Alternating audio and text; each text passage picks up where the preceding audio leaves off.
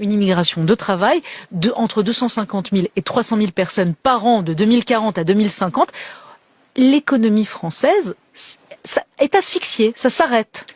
Oui, et puis c'est pas en 2040, en fait, c'est aujourd'hui. Je vais vous donner quelques chiffres. On parle toujours de l'immigration peu qualifiée. Aujourd'hui, 17% des médecins spécialistes sont diplômés hors de France. Et 10% des médecins spécialistes viennent du monde arabe. De trois pays d'ailleurs. L'Algérie, dont on parle beaucoup, sont les médecins algériens. L'hôpital public s'arrête en fait. La Tunisie, la Syrie. Autre exemple, la France est très fière de sa cuisine. Qui fait la cuisine ? Des étrangers, des immigrés, 22% des cuisiniers, plus de 50% en Île-de-France. Quand le bâtiment va, tout va. Qui c'est qui construit, qui rénove nos bâtiments? Des étrangers. On monte à 50-60% là aussi en Île-de-France et on est entre 20 et 30% suivant les métiers dans l'ensemble de la France. Bon.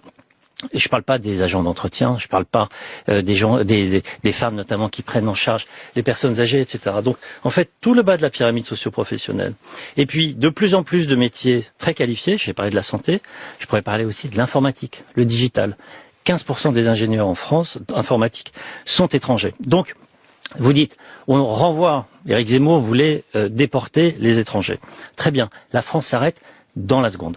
Et d'ailleurs, Est-ce que vous êtes d'accord avec ça, Patrick Stefanini? On couperait totalement les flux migratoires, on les réduirait à, comme demande Éric Zemmour ou Marine Le Pen, au strict minimum, quelques étudiants et pas plus.